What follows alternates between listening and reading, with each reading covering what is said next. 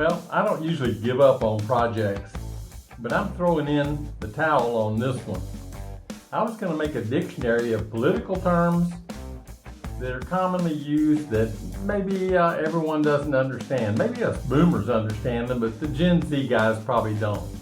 As I started working through it, I got up to about 6 or 8 terms. I put the definitions in. If I had a video clip to go with it as an example, I put it in.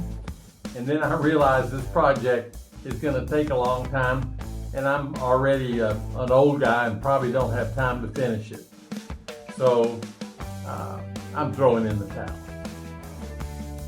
I give up. Thanks for watching. Held accountable. Depending on one's position in a governmental bureaucracy, this term usually doesn't mean anything. Being held accountable applies only to various punishments inflicted on lower-level, conservative, or MAGA bureaucrats for minor disagreements with the opposition party. Bidenomics. A term created to demonstrate that it's usually a bad idea to name a failed political idea or policy after yourself. It likely will become a permanent part of your legacy. Many who have been left behind in President Biden's pursuit of Bidenomics, and they are directly feeling the scars that his administrative policies have left on the American dream. Compassion, showing pity or concern for others that have vaguely defined, self-inflicted problems. Problems typically are resolved with liberal applications of taxpayer dollars. Successful results are rare. Compromise. An agreement on a settlement to a dispute that ensures the most liberal, progressive, woke solution is acceptable to all parties. Czar. A typically unqualified or politically biased person appointed by the government to coordinate policy in a particular area for which they have no training, expertise, or practical experience. Where is the border czar? Vice President Harris. Tomorrow will mark the 6th month since she was appointed to this role. And in that time, the situation at the border has only continued to deteriorate. Failing up.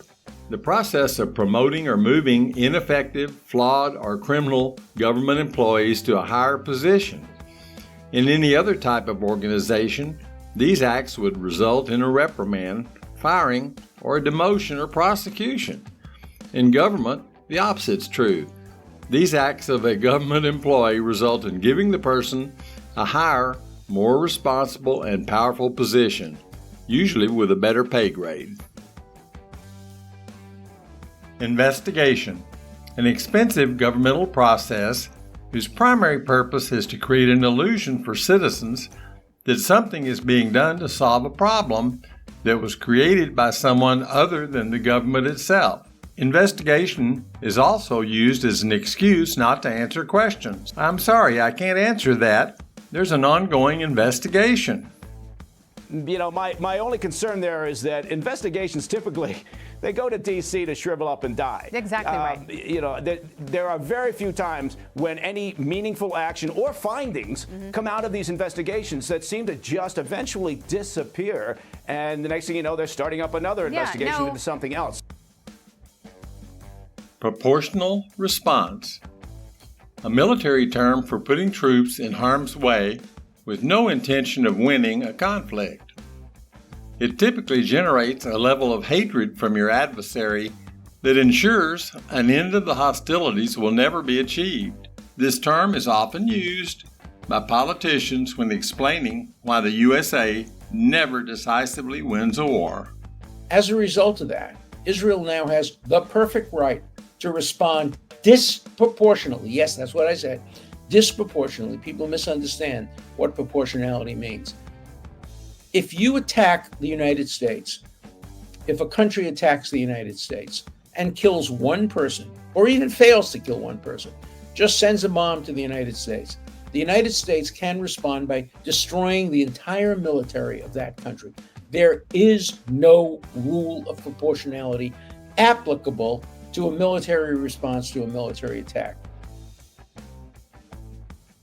Redacted, a typically near-solid black piece of paper used as a response to questions put forward by Congress members, courts, or citizens to governmental agencies or in response to Freedom of Information requests from citizens or citizen organizations. In most cases, the black paper is used whether the question proposed is classified or public. The primary purpose is to make getting accurate information inaccessible or impossible.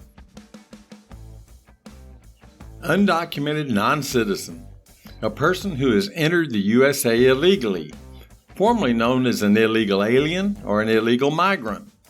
These individuals are now given more rights and benefits than U.S. citizens, see compassion, and have begun to demand benefits greater than those received by homeless, mentally ill, or financially needy U.S. citizens. They are welcomed into the U.S. by maintaining an open border and allowing anyone to avail themselves of the opportunity to enter. This will likely go down in history as Biden's border. This dramatic new video appears to show dozens of migrants in El Paso tearing down a razor wire fence before pushing past Texas National Guardsmen struggling to contain the chaos. The migrants then stopped by a steel fence where officials say law enforcement regained control and took them into custody for processing.